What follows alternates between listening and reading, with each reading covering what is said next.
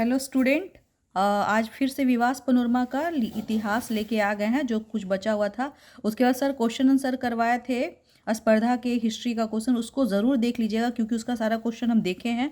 उसमें कुछ ऐसा क्वेश्चन है जो हमको भी नहीं पता है, जबकि मेरा 64, 63, 64, 66 सबका पीटी मेंस निकला हुआ है, इंटरव्यू नहीं निकला। मतलब मेंस एक ही निकला था 64, क्योंकि मेरा फोकस ही नहीं था उस पर। तो इसीलिए वो उसका क्वेश्चन बहुत इंपॉर्टेंट, उसको बार बार आप लोग देखिएगा। उसके बाद हम आगे पढ़ाते हैं। तो आगे पढ़ा रहे तो उस दिन आप लोग को बताया था कि बौद्ध सभा छूट गया था। छूट गया नहीं था, हम छोड़ दिए थे इसको, क्योंकि डिटेल से पढ़ाएंगे इसका बौद्ध सभा को, क्योंकि इससे एक ना एक क्वेश्चन तो आना ही आना है। तो इसको डिटेल से पढ़ा रहे हैं तो आप बहुत ध्यान से देखिएगा और बहुत अच्छे से पढ़िएगा, एक एक चीज़ को बहुत ध्यान से। तो यहाँ से हम शुरू करते हैं। ये बौद्ध सभाएं, ठीक है ना। प्रथम बौद्ध सभाएं कब कब हुआ था। प्रथम बौद्ध सभा याद करने का टेक्निक देखिएगा, कब से कैसे कैसे हुआ था। आयोजन वर्ष जो था 483 ईसा पूर्व, बुद्ध की मृत्यु के तुरंत बाद, ठीक है। आयोजन स्थल कहाँ था, तो संत पर्णी गुफा, राजगिरी, बिहार में, ठीक है। अध्यक्ष कौन थे, ये बहुत इंपॉर्टेंट है, ये पूछा हुआ क्वेश्चन, महाकश्यप। और तत्कालीन शासक तो हम पहले भी बताए हैं कि पहले बार अजात शत्रु करवाए थे, ठीक है ना। उद्देश्य क्या था, बुद्ध के मुख्य उपदेशों की शुद्धता को बनाए रखना। जो उनके उद्देश्य से उपदेश थे उसके शुद्धता को बनाए रखना। परिणाम क्या था, आनंद द्वारा शुद्ध पटिक, ये बहुत बहुत इंपॉर्टेंट है, बहुत ज़्यादा ही। और उपाली द्वारा विनय पिटक, संघ संहिता, इसको ऐसे करके पूछता, संघ संहिता का कौन सा ये किया था, नामक ग्रंथों का संकलन कौन किया था, तो उपाली किया था, ठीक है ना। और आनंद द्वारा सुत पिटक का हुआ था, बुद्ध के उपदेश, ठीक है ना। सुत पिटक का मतलब पूछ देगा तो बुद्ध के उपदेश, और विनय पिटक का मतलब पूछ देगा तो संघ संहिता, ठीक है। ये हो गया पहला बार जब हुआ था। 4 बार हुआ है, ठीक है ना। तो द्वितीय बौद्ध सभा कब हुआ था, तो आयोजन वर्ष देखिए 100 साल का डिफरेंस है। ये पहले बार 483 ईसा पूर्व में हुआ था, फिर 383 ईसा पूर्व में हुआ था। ऐसे भी आप याद रख सकते हैं, अगर आपको पहला याद है, दूसरा पूछ दिया कि कब हुआ था, तो आप ऐसे याद सकते हैं कि 100 साल बाद, तो 383 ईसा पूर्व। आयोजन स्थल वैशाली था। पहली बार राजगीर में हुआ था, अजात शत्रु करवाया था, दूसरी बार वैशाली में हुआ था। अध्यक्ष जो था वो सभा कमी था। तत्कालीन शासक कालाशोक पता है, किस वंश का था ये भी आपको पता होगा, सुसुनाग वंश का था, अथवा काकवर्णीन सिसुनागी वंश, ठीक है। ये लिखा हुआ देखिए, ये पहले हम पढ़ा चुके हैं, अगर आप उसको ध्यान से देखे होंगे इस वीडियो को। तो उद्देश्य क्या था इसका, तो वज्जी भिक्षुओं तथा उनके विरोधियों के बीच उठे विवाद को सुलझाना। एक बात आप जान लीजिए, बीपीएससी अब नहीं पूछेगा कि कब हुआ था, कहाँ हुआ था, अब ये पूछेगा कि पहला बौद्ध सभा का उद्देश्य क्या था, दूसरा बौद्ध सभा का उद्देश्य क्या था। क्योंकि थोड़ा सा वो जानना चाहता है कि अंदर का बात भी लोग जानता है कि खाली ऊपर ऊपर पढ़ लिया है। तो ये उद्देश्य देखिए, वज्जी भिक्षुओं तथा उनके विरोधियों के बीच उठे विवाद को सुलझाना। परिणाम क्या निकला, बौद्ध संघ का प्रथम विभाजन। तो ये पूछ देगा कि बौद्ध संघ का प्रथम विभाजन किस बौद्ध सभा में हुआ था, तो द्वितीय बौद्ध सभा में हुआ था। कट्टरवादियों को वीरवादी या थेरवादी तथा गैर कट्टरवादियों को महासंघिका या सर्वास्तिवादी कहा गया, ठीक है। तो ये पूछेगा, तो आप इसको ध्यान रखिएगा। इस तरह से क्वेश्चन भी पूछ सकता है अगर उसको क्वेश्चन टफ करने का मन किया तो, ठीक है ना। तृतीय बौद्ध सभा आयोजन वर्ष 247 ईसा पूर्व, ठीक है ना। अब वो 100 साल बाद हुआ था, लेकिन इसके बाद 100 साल से कम का डिफरेंस है, ठीक है ना। आयोजन स्थल कहाँ था, पाटलिपुत्र, पटना, ठीक है ना। शासक कौन था, तो अशोक। अध्यक्ष कौन था, तो मोगली पुत्र टिस्सा, उपगुप्त इनका नाम था, ठीक है ना। तत्कालीन शासक अशोक। उद्देश्य क्या था, बौद्ध धर्म पर अधिकार करने के विभिन्न दावों को सुलझाना। बहुत लोग कहता था ना कि बौद्ध धर्म पे मेरा अधिकार है, ये है, तो उसके दावों को सुलझाना। परिणाम क्या, वो अस्थार वीरवादी स्थापित तथा दूसरे बौद्ध मत विरोधी घोषित। त्रि त्रिपिटक का अंतिम संकलन अर्थात अभिधम्म पिटक, ये बहुत इंपॉर्टेंट, अभिधम्म पिटक पूछेगा क्या है, बौद्ध दर्शन की रचना हुआ था अभिधम्म पिटक में। विश्व के विभिन्न भागों में धर्म प्रचारकों को भेजने का निर्णय हुआ था। इसी के बाद अशोक जो है अपनी बेटी जो संघमित्रा है उसको श्रीलंका भेजे थे, बेटा महेंद्र को भेजे थे उधर थाईलैंड वाईलैंड के तरफ, ठीक है ना। तो ये हुआ, तो इस तरह से याद कीजिएगा कि तृतीय बौद्ध सभा में ही डिसीजन हुआ था कि धर्म प्रचारक को विभिन्न भागों में भेजा जाएगा। तो ये ऐसे ही ऑटोमेटिक समझ में आएगा, विभिन्न भागों में भेजा जाएगा, तो कौन भेजा था, तो अशोक भेजा था। अशोक के टाइम में हुआ था। अशोक का टाइम पीरियड आपको पता है, हम पहले आपको बताए थे, तो उससे तो यानी कि उसी के बीच में हुआ है, अशोक के टाइम पीरियड में हुआ। इस तरह से आप ना मतलब कि उसको कनेक्ट करके कीजिएगा ना, तो चीज़ें एकदम याद रहेगी, रटने का ज़रूरत नहीं है। आयोजन वर्ष इसका क्या था? चतुर्थ बौद्ध सभा का। ये कहा हुआ था ऐसे किए कश्मीर। अभी तक ये तीनों जो हुआ था, तीनों बिहार में हुआ था, और चौथा वाला कश्मीर में। तो अब दिमाग में आएगा कश्मीर में कहाँ हुआ भाई? तो अब देखिए, प्रथम शताब्दी ईसा पूर्व, आयोजन स्थल कुंडलवन कश्मीर, अध्यक्ष थे वसुमित्र और उपाध्यक्ष थे अश्वघोष। तत्कालीन शासक कनिष्क था। उद्देश्य क्या था? बौद्ध मत के सभी 18 संप्रदायों के बीच उत्पन्न हुए विवादों को सुलझाना और टीकाओं का संकलन करना। परिणाम, बौद्ध धर्म का हीनयान और महायान में स्पष्ट विभाजन हो गया, और महाविभास के रूप में अस्थावीरवादियों के सिद्धांत का संकलन, ठीक है ना। विशेष सभा की कार्रवाई को पाली भाषा के स्थान पर संस्कृत में संचालित किया गया। अच्छा, बौद्ध का जितना भी चीज है वो सब पाली भाषा में, लेकिन पहली बार चतुर्थ बौद्ध सभा में पाली के स्थान पे संस्कृत में संचालित किया गया, और त्रिपिटक पे प्रमाणिक भाषा विभाष शास्त्र की रचना हुई। पूछते गई विभाष शास्त्र क्या है? तो त्रिपिटक पर प्रमाणिक भाषा से जो है विभाष शास्त्र है। पाली भाषा एक ऑप्शनल है, ऑप्शनल पेपर जो होता है वो भी बीपीएससी में है, समझ गए ना, इसी वजह से, क्योंकि यहाँ पे ये पढ़ाई होता है। ये आपको हम बता चुके थे, इसके आगे अब यहाँ से चलते हैं, अब कंटिन्यू करते रहिएगा, ठीक है ना। अब ये हुआ कि महावस्तु नामक बौद्ध ग्रंथ के अनुसार ईसा पूर्व दूसरी शताब्दी में राजगृह में 36 प्रकार के शिल्पी रहते थे। तो ये पूछेगा कि महावस्तु नामक बौद्ध ग्रंथ, ठीक है ना, महावस्तु नामक बौद्ध ग्रंथ के अनुसार ईसा पूर्व दूसरी शताब्दी में 36 प्रकार के शिल्पी रहते थे। उड़ीसा के शासक खारवेल ने मगध पर विजय प्राप्त की थी, ठीक है ना। उड़ीसा का शासक खारवेल था जो मगध पे विजय प्राप्त किया था। बिहार के गौरव का पुनरुद्धार जब वो खत्म होने वाला था, यानी कि अशोक का शासन खत्म हुआ, फिर मतलब ये समझिए कि मौर्य का, फिर शुंग वंश आया, उसके बाद लगभग खत्म था, फिर उसके बाद फिर शुरू हुआ तो गुप्त वंश आया, चौथी शताब्दी में हुआ। चंद्रगुप्त प्रथम जो था 320 ईसा पूर्व नहीं, ईस्वी में, समझना, पहले ईसा पूर्व चल रहा था, अब ईस्वी आ गया, ठीक है ना। मैं पाटलिपुत्र में महाराज धीराज की उपाधि धारण की, और उसने लिच्छवी राजकुमारी कुमार देवी के साथ विवाह करके अपनी प्रतिष्ठा एवं शक्ति में वृद्धि की। ये भी बहुत इंपॉर्टेंट है। चंद्रगुप्त प्रथम कब? 320 ईस्वी में, ठीक है। श्रीलंका के राजा मेघवर्मन ने गया में बुद्ध का एक मंदिर बनवाने की अनुमति प्राप्त करने के लिए समुद्रगुप्त के पास अपना दूत भेजा, और समुद्रगुप्त द्वारा उन्हें अनुमति मिली। यानी पहला मंदिर गया में बुद्ध भगवान का कौन बनवाया था? तो मेघवर्मन कहाँ का राजा था? श्रीलंका का था, ठीक है ना। कौन था उस समय राजा? तो समुद्रगुप्त था, ठीक है ना। तो इस तरह से याद रखिए, राजा उस समय कौन था? समुद्रगुप्त था। कौन श्रीलंका का राजा का नाम क्या था? तो मेघवर्मन। गया में बुद्ध मंदिर बनवाने का पहला प्रस्ताव जो है वो यहाँ से आया था, ठीक है ना। ये मत समझिएगा कि चाइना और थाईलैंड से आया था। गुप्त काल में बनी 2 मीटर से भी ऊंची बुद्ध की एक कांस्य प्रतिमा भागलपुर के निकट सुल्तानगंज में पाई गई है गुप्त काल में। चंद्रगुप्त द्वितीय विक्रमादित्य, जिसको विक्रमादित्य भी कहा गया, 380 से 412 ईस्वी के शासनकाल में चीनी यात्री फाहियान, बहुत सबसे पहला जो, ऐसे पहला विदेशी यात्री तो वो भी था, मतलब मेगास्थनीज आया था, लेकिन ये जो है मतलब ईस्वी में जो पाठ चल रहा है वो फाहियान था। वो 411 ईस्वी में पाटलिपुत्र भी गया था और वहाँ के गौरव का वर्णन किया। फाहियान ने यहाँ 3 वर्ष तक संस्कृत का अध्ययन किया था, ठीक है ना। तो कब आया था फाहियान? किसके शासन काल में आया था? क्वेश्चन ये आएगा। तो चंद्रगुप्त द्वितीय विक्रमादित्य के समय में आया था, ठीक है ना। ये सब याद रखना। चंद्रगुप्त द्वितीय विक्रमादित्य के दरबार में 9 रत्न में शामिल थे। कौन कौन? भारी इंपॉर्टेंट क्वेश्चन है, समझिए ना। कालिदास, वराहमिहिर, घट खर पर शंकु, छपनक, वरारुचि, बेताल भट्ट, धनवंतरी और अमर सिंह, ये सब थे, ठीक है ना। तो ये पूछ देगा, किसी का भी नाम पूछ देगा, और ये पूछ देगा कि जो भी है ये 9 है, इन 9 में से कौन जो थे वो किसके शासन काल में थे, किसी का भी नाम। तो चंद्रगुप्त द्वितीय विक्रमादित्य। क्वेश्चन टफ करने का तरीका, ठीक है ना। नालंदा विहार की स्थापना कुमार, हाँ ये तो पूछा हुआ क्वेश्चन, बहुत बार पूछा। नालंदा महाविहार की स्थापना कुमारगुप्त प्रथम 414 से 455 ईस्वी तक इनका टाइम पीरियड था, टेन्योर था। कालांतर में यह विद्या का प्रमुख केंद्र बना, ठीक है ना। सुल्तानगंज भागलपुर जिला में अजगैबीनाथ मंदिर तथा कहलगांव के समीप स्थित गुफाओं गुप्त काल में ही बनी। ठीक है ना, ये भी पूछ देगा कि अजगैबीनाथ और कहलगांव के अंदर समीप गुफाओं का निर्माण किसके काल में हुआ, तो गुप्त काल में हुआ। ठीक है ना।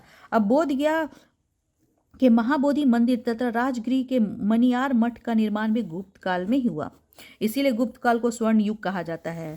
मतलब ये इसका गुप्त काल में पाटलिपुत्र मूर्तिकला प्रमुख केंद्र था। मतलब गुप्त काल में पाटलिपुत्र जो था मूर्तिकला का प्रमुख केंद्र था। ऐसे भी आप जितना भी वो सब जो मंदिर अभी अब अगर पटना का जो ये सेंटर है, म्यूजियम जो बना है बोरिंग रोड में, बेली रोड में, उसमें जितना भी आप मूर्ति, आप कभी जाएंगे अगर एज ए बिहार के नागरिक आपको जाना चाहिए वहाँ पे, और वहाँ पे देखिएगा तो सारा जो मूर्ति है वो आपको जब उसका डेट आप पढ़िएगा तो आपको साफ पता चलेगा कि लगभग अप्रॉक्सली जो है सबका सब गुप्त काल का ही बना हुआ है। डिज़ाइन भी सबका देखिएगा तो गुप्त काल का। और एक चीज़ और, अगर जहाँ भी खनन होता है और मूर्ति मिलता है बुद्ध भगवान का, तो अप्रॉक्सली जो है वो सब जो है उसका देखिएगा जब डेट निकल के आएगा, आर्कोलॉजिस्ट जो निकालता है तो सब जो रहता है वो अप्रॉक्सली गुप्त काल का ही रहता है।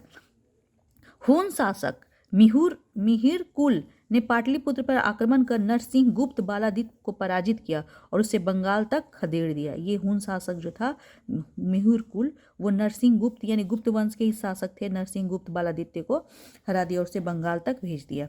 गुप्त काल के प्रसिद्ध खगोलविद एवं गणितज्ञ आर्यभट्ट, वराहमिहिर और ब्रह्मगुप्त पाटलिपुत्र के ही निवासी थे। जो हम लोग सब कहते हैं आर्यभट्ट जीरो का ये किया, वो आर्यभट्ट किसके टाइम में थे, तो गुप्त काल में थे। ठीक है ना। वराहमिहिर भी और ब्रह्मगुप्त पाटलिपुत्र के निवासी थे।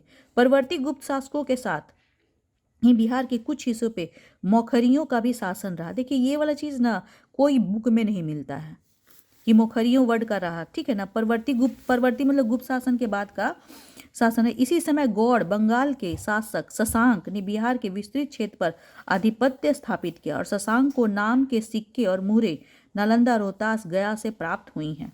शशांक ने बोध गया में स्थित महाबोधि वृक्ष को क्षति पहुंचाई। वो ना मतलब नहीं पसंद करता था बौद्ध धर्म को एग्जैक्टली। तो ये वाला है शशांकी जो था वहाँ पे 7वीं शताब्दी के आरंभ में हर्षवर्धन जो बड़ा नाम है ने बिहार के कुछ भागों पे अपना नियंत्रण स्थापित किया और शशांक द्वारा किसी आक्रमण कार्रवाई का निदान आसानी से करने के लिए परवर्ती गुप्त शासकों में माधव गुप्त को मगध क्षेत्र पे अपना प्रतिनिधि नियुक्त कर दिया। हर्षवर्धन के समय भारत आए चीनी यात्री हेनसांग। इसको कैसे याद रखेंगे? ह से हर्षवर्धन, ह से हेनसांग, ह। ठीक है, जो हम जैसे याद करते थे, मतलब हम कोरिलेशन के साथ याद करते थे। तो हर्षवर्धन के समय भारत आए चीनी यात्री हेनसांग ने 6 वर्ष तक नालंदा विश्वविद्यालय में अध्ययन किया और इस विश्वविद्यालय को अपनी मुद्रा दी थी, जिस पर श्री, ये भी इंपॉर्टेंट है, श्री नालंदा महाविहार आर्य भिक्षु संघ स्थ उत्कीर्ण था। मतलब नालंदा विश्वविद्यालय का अपना एक क्वाइन था, समझ रहे ना। अंदर अंदर ये क्वाइन चलता था। जैसे आपको इस क्वाइन से आप कुछ खरीदना है तो नालंदा विश्वविद्यालय के अंदर अपना एक क्वाइन था जिस पे ये लिखा रहता था, श्री नालंदा महाविहार आर्य भिक्षु संघस्थ। ठीक है। अब चीनी यात्री जो इत्सिंग थे वो 670 ईस्वी में नालंदा आया था। ठीक है ना। तो पहला पूछता है इसको ये करने के लिए टाइम की पीरियड से। तो पहला फायान आया था, अभी तो दूसरा हेनसांग आया था, तीसरा अभी आपको कौन सा आ गया? इत्सिंग आ गया। ठीक है ना। तो हर्षवर्धन की मृत्यु के बाद किसी स्थानीय शासक अर्जुन ने चीनी यात्री को क्षति पहुंचाई।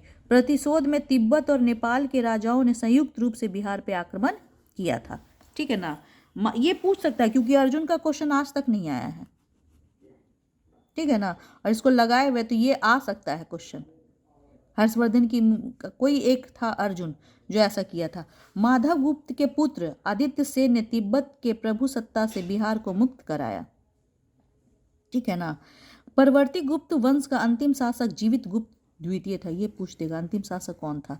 परवर्ती गुप्त वंश का अंतिम शासक जीवित गुप्त द्वितीय था, जिसका 750 ईस्वी के लगभग कन्नौज के शासक यशोवर्मन ने वध कर दिया और इस समय पाटलिपुत्र का गौरव भी नष्ट हो चुका था, यानी पाटलिपुत्र का गौरव खत्म हो चुका।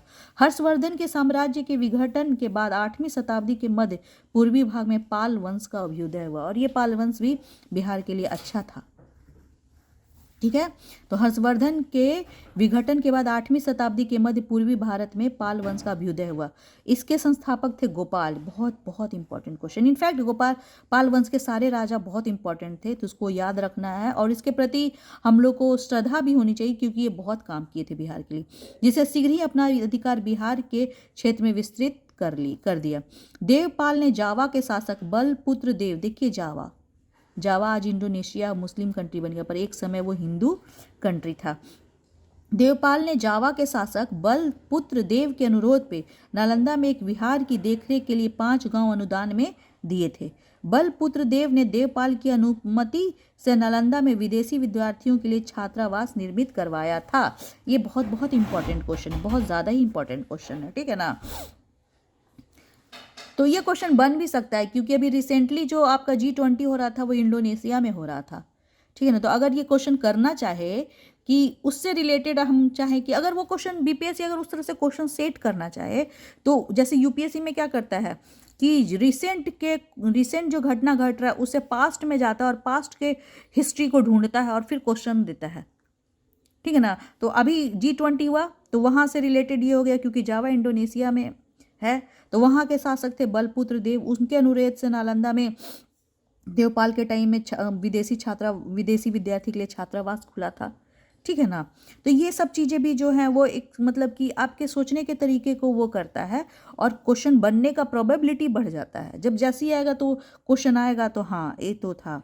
रामपाल के शासनकाल में मिथिला तिरहुत में कर्नाट वंश, ये बीपीएससी का क्वेश्चन आया हुआ है। कर्नाट वंश का राज स्थापित हुआ था। पूछा था क्वेश्चन बीपीएससी में कि कर्नाट वंश का संस्थापक कौन था, तो नन्यदेव। जिस समय ये पूछा था उस समय हमको ये नहीं पता था, क्योंकि मुझे ये पता भी नहीं था विवास पनोरमा वाली बुक के बारे में, तो ये ज़्यादातर नहीं रहता है। जिसने कर्नाट कुलभूषण की उपाधि धारण की थी, उसने 10,097 से लेकर 1147 तक शासन किया। इस दौरान नेपाल का क्षेत्र भी विजित किया, क्या मतलब जीत लिया था। कर्नाट कुलभूषण, ठीक है ना। नन्यदेव कर्नाट वंश के संस्थापक। पाल वंश के समय ही धर्मपाल ने, ये बहुत बहुत इंपॉर्टेंट, बहुत पूछा हुआ ये भी बीपीएससी में। पाल वंश के राजा जो थे धर्मपाल, वो विक्रमशिला महाविहार की स्थापना कराई, ठीक है ना। तो गोपाल जो हैं वो क्या किए कि अधिकतर बिहार का क्षेत्र विस्तृत किए, ठीक है ना। लेकिन धर्मपाल विक्रमशिला महाविहार की स्थापना कराई और दंतपुरी और जगदल के विश्वविद्यालय बौद्ध शिक्षा केंद्र भी इसी काल में अस्तित्व में आए थे। तो ये बहुत बहुत बहुत ही ज़्यादा इंपॉर्टेंट क्वेश्चन है, ठीक है ना। अब आता है दूसरा वंश, गढ़वाल वंश के शासक गोविंद चंद्र ने मुंगेर तामपत्र पे तुरुस्क दंड नामक कर की चर्चा की है, ठीक है ना। ये बहुत इंपॉर्टेंट है, ये पूछा हुआ क्वेश्चन अभी तक नहीं है, ठीक है ना। तो पूछेगा कि कौन वंश का शासक था जो मुंगेर तामपत्र पे तुरुस्कंद दंड नामक की कर मतलब कर की चर्चा की थी, जो मिलता है टैक्स उसका, तो उस शासक कौन था? गोविंद चंद्र। ये क्वेश्चन प्रोबेबिलिटी है, पूछ सकता है, ठीक है ना। यह कर यहाँ के किसानों से प्राप्त किया जाता है और उसे तुर्कों के आक्रमण को रोकने का साधन जुटाए जाते थे। समझ रहे ना, ये तुरुस्क दंड नामक कर जो है वो किसानों से लिया जाता था, तुर्कों के आक्रमण को रोकने के लिए साधन जुटाया जाता था। वो किसके समय में था? तो गढ़वाल वंश के समय में था। राजा कौन था उसका? तो गोविंद चंद्र थे। और ये कहाँ पे? तो मुंगेर तामपत्र में मिला है, ठीक है ना। 12वीं शताब्दी में हम लोग अब पहुंच चुके हैं। 12वीं शताब्दी के अंत में और 13वीं शताब्दी के आरंभ में बनारस और अवध क्षेत्र के सेनापति मलिक खुशामुद्दीन के सहायक इख्तियारुद्दीन मोहम्मद इब्ने बख्तियार खिलजी, ये तो मत पूछिए क्या बोले, ने बिहार के कर्मनाशा नदी के पूर्व और सफल सैनिक अभियान मैंने शुरू हो गया कहानी। इससे भी खूब क्वेश्चन पूछा। इसका तो डेट तक 1191 में ये एंट्री मार चुका था बिहार में, ठीक है ना। बख्तियार खिलजी के सफल अभियानों के साथ बिहार में तुर्क शासन का युग आरंभ हुआ। ये तुर्क था, तुर्क, समझ रहे ना, तुर्की का था, ठीक है ना। और इस समय सेन वंश का शासक लक्ष्मण सेन और पाल वंश के शासक इंद्रधूमन पाल था, ठीक है ना। इन लोग का अब खत्म हुआ कहानी। बख्तियार खिलजी की पहली महत्वपूर्ण सफलता ओदनपुरी बिहार में विजय थी। 1198 ईस्वी में संपन्न हो गया था, जीत लिया। और इसके बाद 1203 से 4 तक उसने नदिया बंगाल पे चढ़ाई की और लक्ष्मण सेन की राजधानी थी वो नदिया, ठीक है ना। अभी भी नदिया है वेस्ट बंगाल में, नाम है। इल्तुतमिश ने दिल्ली के सिंहासन पर बैठने के उपरांत बिहार में अपना प्रभुत्व स्थापित कर बिहार का शासन इख्तियारुद्दीन चुस्तकबा यागान्तून और कुछ समय के बाद इजुद्दीन तुगान खां को प्रदान किया था, ठीक है ना। ये नाम याद रखिएगा, इम्पॉर्टेंट है, बहुत इंपॉर्टेंट है। थोड़ा सा नाम टफ है लेकिन याद रखिएगा, ठीक है ना। फिर तुगलक काल में बिहार की राजधानी बिहार शरीफ हो गई, ठीक है ना। और इस काल में बिहार का सबसे प्रसिद्ध शासक हुआ मलिक इब्राहिम, ठीक है, जो सामंता मलिक बया कहलाता था। बिहार शरीफ में पहाड़ी पे स्थित मलिक बया का मकबरा तुगलक कालीन स्थापत्य का एक सुंदर नमूना है। मलिक बया का मकबरा कहाँ है? तो बिहार शरीफ में है। तुगलक कालीन स्थापत्य का सुंदर नमूना है जिसका आकर्षण इसका गुंबद है, ठीक है ना। तुगलक सुल्तान नसरुद्दीन महमूद ने 1394 में ईस्वी में बिहार का शासन ख्वाजा जहां को सौंप दिया। इसे सुल्तान उस सर की उपाधि प्राप्त हुई, ठीक है ना। ख्वाजा जहां को सुल्तान उस सर की उपाधि प्राप्त हुई।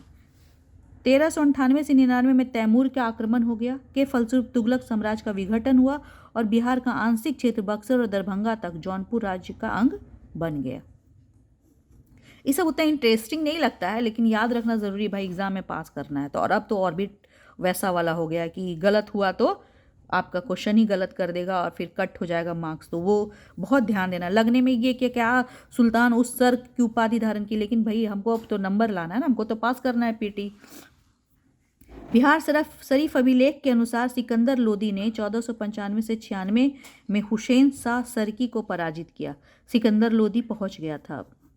बिहार शरीफ अभिलेख मिला, उसके अनुसार सिकंदर लोदी 1495 से 96 में हुसैन शाह सरकी को पराजित किया और दरिया खान, ये बड़ी फेमस है, दरिया खान नूरानी को बिहार में नियुक्त कर दिया। तो कौन नियुक्त किया?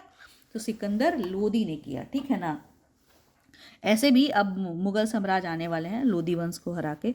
सिकंदर लोदी ने 16वीं शताब्दी के प्रारंभ में बंगाल के शासकों के साथ संधि करके मुंगेर के क्षेत्र को बिहार और बंगाल के बीच का सीमा रेखा निर्धारित कर दिया। मुंगेर जो था बंगाल और बिहार का सीमा रेखा निर्धारित हो गया।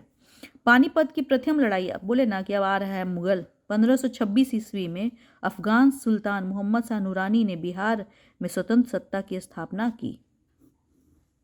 अब नूरानी साहब आ गए, दरिया खान नूरानी साहब गए, अब दूसरे नूरानी सुल्तान मोहम्मद शाह नूरानी आ गए। नूहानी, नॉट नूरानी, ठीक है ना, नूहानी।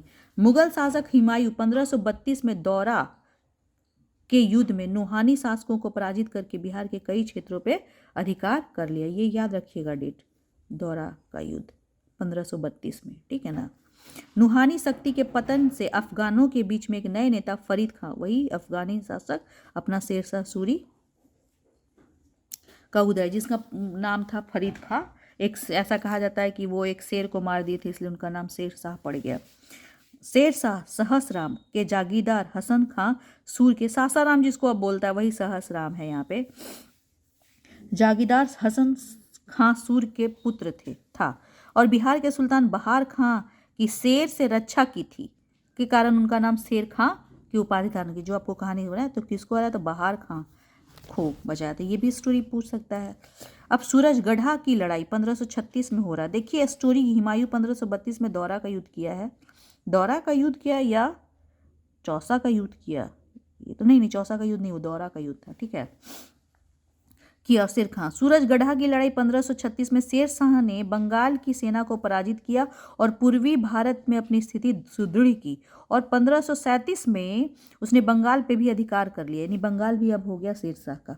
1539 ईस्वी में चौसा और 1540 में, तो याद ही रखिएगा हुमायूं से हो रहा था। 1539 में चौसा और 1540 में बिलग्राम अथवा कन्नौज जिसको बोलते हैं कि लड़ाई में हुमायूं को पराजित करके शेर शाह स्वयं को दिल्ली का सुल्तान घोषित कर दिया और यहाँ से हुमायूं चला गया, ठीक है ना। अब्दुल्ला द्वारा रचित तारीखे दाऊदी, ये पूछ देगा क्वेश्चन, तारीखे दाऊदी के राइटर कौन है?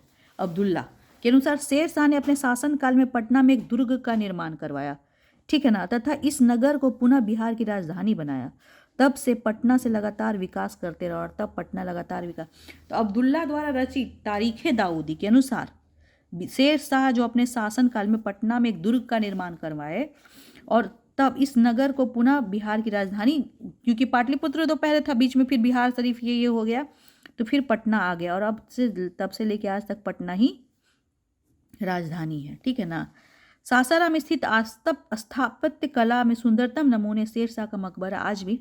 अब हमारी जो गवर्नमेंट है नाउ रिसेंट बिहार गवर्नमेंट, मतलब वही गवर्नमेंट है, मतलब नीतीश जी की गवर्नमेंट है, मतलब अब थोड़ा उनका ना मतलब पर्यटन टूरिज्म पे है, तो अब ये सब जगह को और ज़्यादा प्रोमिनेंट किया जाता है, प्रोजेक्ट किया जा रहा है ताकि अपने यहाँ का पर्यटन बढ़े। तो ये जो है अब और इस पे ध्यान जाता है और धीरे धीरे उस जगह को, जैसे अभी रिसेंट न्यूज़ में आया, पहले हम लोग का जो वन्य जीव अभ्यारण्य था वो सिर्फ था अपना वहाँ पश्चिमी चंपारण, क्या नाम है उसका, वाल्मीकि, लेकिन अब और कैमूर वाला आ गया एरिया, वो और भी लंबा चौड़ा है। तो ये अपने सासाराम के बगल वाला ही एरिया है कैमूर, वहाँ बहुत सारा जंगल है। ठीक है ना। तो अब उस जगह को पर्यटन से दिया जा रहा है। तो शेरशाह का मकबरा जो बहुत ही सुंदर है, स्थापत्य कला में अपने आप में इसका बहुत नाम है, जो बहुत लोग नहीं घूमने आता है, तो धीरे धीरे अपना पर्यटन भी डेवलप करेगा और हम सबकी जिम्मेवारी है कि उसको सही से साफ सुथरा रखें, जो हम कर सकते हैं एज अ गुड सिटीजन के अनुसार। 1574 ईस्वी में अफगान सरदार दाऊद खां करारानी को पराजित करके मुगल सम्राट अकबर ने पटना के नगर, ये पूछ ही देगा कि अकबर कब आ गया पटना में भाई, तो किसको हरा के आया? तो दाऊद खां करारानी ऐसे याद रखे, रानी ऐसे रखे, रानी है पीछे टाइटल उसका, तो रानी है, तो कौन किसको हराया था? जो 74 में, डेट भी याद रखिए, ऐसे डेट तो पूछता नहीं है जनरली, लेकिन फिर भी अफगान सरदार था दाऊद खां, क्योंकि दाऊद खां याद रखिएगा तो दाऊद खां बहुत सारे, दरिया खां, दाऊद खां बहुत सारा आया, लेकिन जो पीछे अगर रानी याद रखी, दाऊद खां करारानी, ठीक है ना, को हरा दिया था अकबर और पटना नगर को जीत लिया। ऐसे करके याद रखने का है। अब सिकंदर जो पहले पढ़े थे, देखिए यहाँ सिकंदर वाला जो था वो क्या था कि सिकंदर लोदी वाला क्वेश्चन जो था, हाँ, ये दरिया खां नूहानी था। ठीक है ना। तो इसमें कंफ्यूजन होता है, लेकिन आप ना थोड़ा सा क्लियर कट करके, एक तो डेट बहुत ज़्यादा इंपॉर्टेंट थिंग है, क्योंकि डेट से आप क्लियर रहते हैं। ठीक है, ये 1400 का है, ये 1500 का है, तो ऐसे भी 1500 के बाद ही आया है ये। 1500 कब हुआ था? 1536, हाँ, पानीपत की लड़ाई 1526, तो उसके बाद ही आया है मुगल साम्राज्य। तो मुगल साम्राज्य आया तो अशोक तो अति, अकबर तो और बहुत 74 में अप्रॉक्सली आया, तो दाऊद खान करा रानी को हरा के, ये क्वेश्चन आ सकता है, इंपॉर्टेंट है मेरे हिसाब से, ये आ सकता है, ये अभी तक आया नहीं है। 1580 के लगभग बिहार में मुगल साम्राज्य का सूबा और प्रांत का दर्जा मिल गया, बिहार को सूबा और प्रांत का दर्जा मिल गया, और यह स्थिति औरंगजेब के शासनकाल तक बनी रही और उसका शासनकाल 1707 तक रहा है। 1621 में जहांगीर ने राजकुमार परवेज को बिहार का सूबेदार और प्रांतपति नियुक्त कर दिया, जहांगीर। ठीक है ना। इसके बाद यह पद केवल राजकुमारों को ही प्रदान किया जाने लगा 1621 में। ठीक है। 1702 में औरंगजेब ने अपने प्रिय पौत्र राजकुमार अजीम को बिहार का सूबेदार नियुक्त किया और राजकुमार अजीम ने पटना को अजीमाबाद या नया नाम दिया, इसका पुनर्निर्माण भी करवाया। ठीक है ना, इसलिए इसको अजीमाबाद भी कहते हैं 1702 में। ठीक है ना। फर्रुखसियार पहला मुगल बादशाह था जिसने 1713 में राज्याभिषेक बिहार की राजधानी में करवाया था। फर्रुखसियार पहला मुगल बादशाह था जिसका 1713 में, फर्रुखसियार वो आ गया पोस्ट औरंगजेब, जो सब उसका जो आप अगर हिस्ट्री पढ़े होंगे पूरा, तो इसमें पढ़े होंगे कि अब जो मुगल राजा लोग था वो बेवकूफ़ टाइप का आने लग गया था, तो उसमें फर्रुखसियार साहब भी थे। तो उनका जो पहला जो हुआ था, ये क्वेश्चन पूछा हुआ है बीपीएससी में कि पहला राज्याभिषेक किसका हुआ था, वो पहला मुगल बादशाह जिसका 1713 में राज्याभिषेक बिहार की राजधानी पटना में हुआ था। ठीक है ना। पटना में समीप मनेर में, ये बहुत इंपॉर्टेंट है, मखदूम शाह दौलत का 1616 ईस्वी में निर्मित मकबरा, ये बहुत अच्छा भी है। जिस तरह से अजमेर का जो है ना मकबरा, तो उसी टाइप का ये भी फेमस था, लेकिन धीरे धीरे उसको ज़्यादा वो मिलने लगा, इंपॉर्टेंस मिलने लगा, वरना ये भी बहुत था और ये भी बहुत बड़ा जगह है। अगर सरकार इस पर फोकस करे तो ये भी बहुत बड़ा इंपॉर्टेंट जगह हो जाएगा टूरिज़्म पे बेस्ड। ठीक है ना। बिहार के मुगल स्थापित का सर्वोत्कृष्ट उदाहरण है। पर इंपॉर्टेंट है कि गवर्नमेंट और दोनों, आम आदमी और मूवी वाला, तीन, क्योंकि मूवी में जिस जगह को ज़्यादा प्रमोट करता है उस जगह पे लोग ज़्यादा जाने लगता है। गोवा तो गोवा, वैष्णो देवी तो वैष्णो देवी, अजमेर शरीफ तो अजमेर शरीफ, समझ रहे हैं ना। तो उसी तरह से स्विट्जरलैंड तो स्विट्जरलैंड। तो उसी तरह से अगर इस जगह पे जाके भी मूवी बने या मतलब इस तरह से हो गवर्नमेंट के तरफ से और आम आदमी, तीनों मिल के अगर कोशिश करे तो ये जगह जो अपने सर्वोत्कृष्ट उदाहरण जो है वो फिर से वो पिक्चर में आ जाए, ठीक है ना। 1597 में निर्मित रोहतासगढ़ के महल का निर्माण फतेहपुर सीकरी के भवनों के अनुरूप किया गया था। रोहतासगढ़ के महल का निर्माण, ठीक है ना, 1597 में। 1734 से 40 तक अली वर्दी खां अजीमाबाद अर्थात पटना का नवाब रहा, ठीक है ना। मध्यकाल में बिहार का अधिकांश व दिल्ली के केंद्रीय नेतृत्व मध्यकाल में, ठीक है ना, दिल्ली से ही चल रहा था केंद्रीय।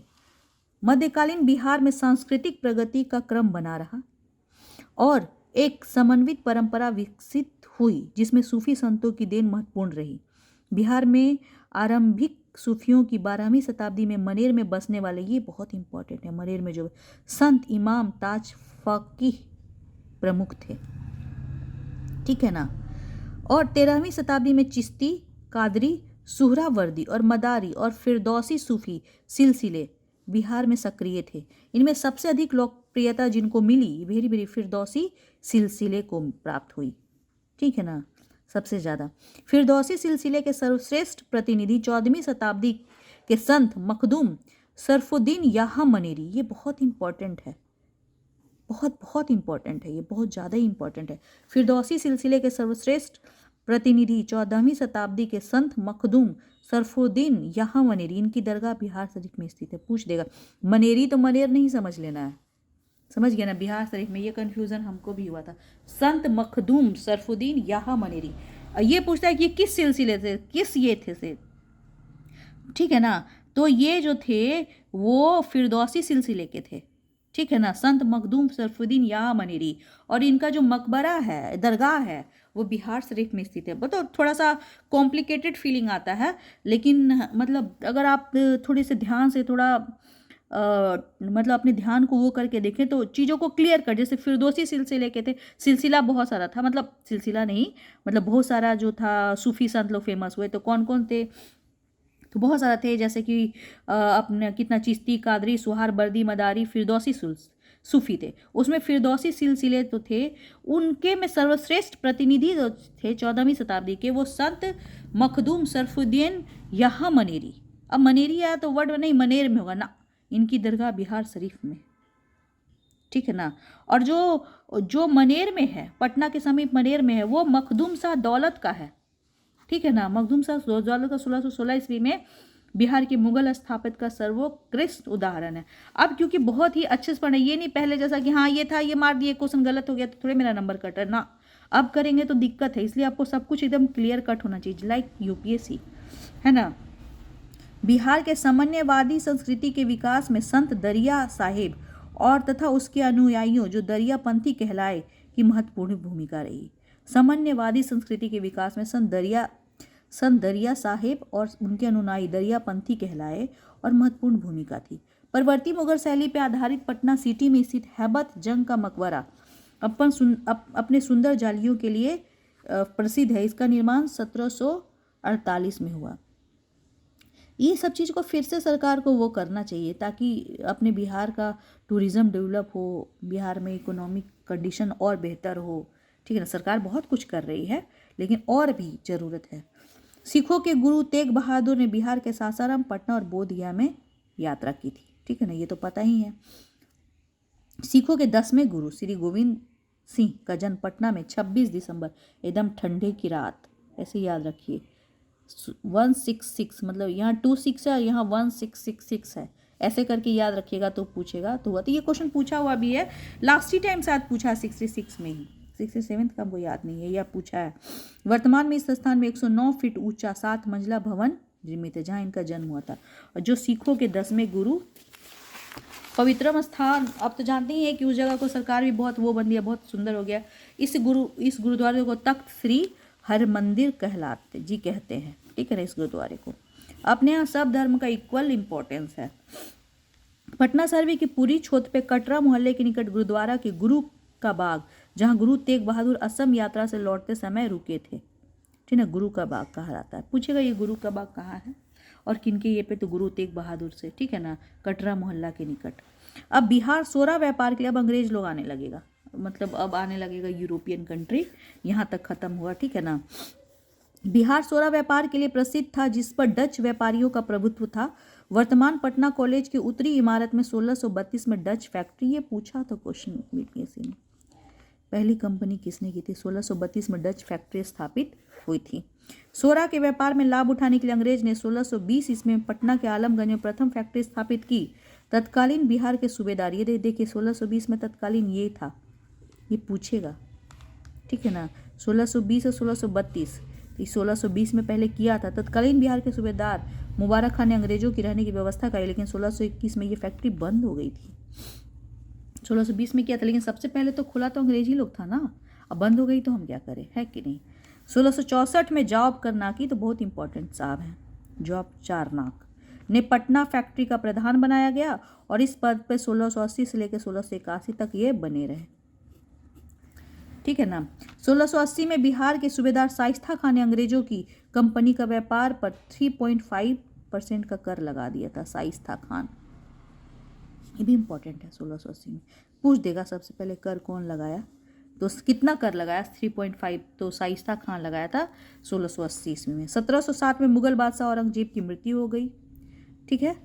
1607 में इनकी मृत्यु के साथ ही अंग्रेज का व्यापारी गतिविधि में रुकावट आ गई। 1713 ईस्वी में पटना फैक्ट्री को फिर से बंद कर दिया गया। 1717 में फर्रुख सियार ने अंग्रेजों को बिहार और बंगाल का व्यापार करने की पुनः स्वतंत्रता दे दी। और 23 जून, हो इस डेट को तो भुलाना ही नामुमकिन है, 23 जून 1757। अब इसको याद हम कैसे रखे थे, 1757 ये है, 1857 में पहली बार जो वो लड़ाई हुआ था, आज़ादी की पहली लड़ाई, तो 100 साल पहले, है ना, 100 साल पहले पलासी का युद्ध डिसाइड हो चुका था कि अब अंग्रेज जो है वो अपने इंडिया में राज करेगा।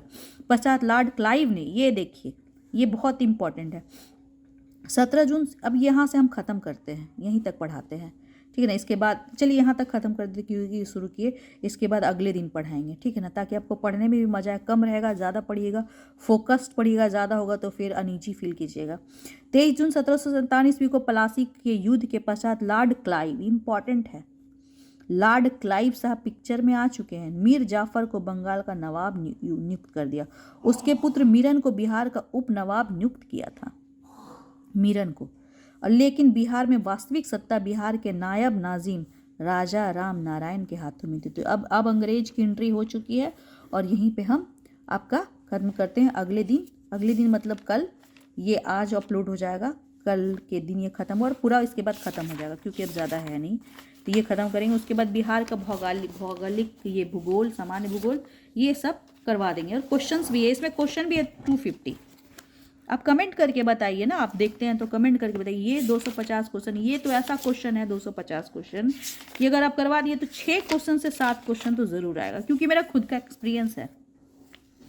और आप जब करेंगे और पास्ट ईयर का क्वेश्चन अगर आप देखेंगे तो आपको खुद में ही पता चलेगा कि ये कितना ज़्यादा मतलब इम्पॉर्टेंट है ये। लेकिन हम बाद में करवाएंगे, आगे हिस्ट्री पूरा ख़त्म करेंगे, अब एक दिन और बचा है, ख़त्म कर देंगे। आप बहुत ध्यान से पढ़िएगा, लेकिन जो जैसे जैसे बताए हैं, जैसे 23 जून 1757 को पलासी का युद्ध हुआ, एकदम एग्जैक्ट डेट। लॉर्ड क्लाइव ने मीर जाफर को बंगाल का नवाब नियुक्त किया, उसके पुत्र मीरन को बिहार का उप नवाब, क्योंकि ये पूछेगा।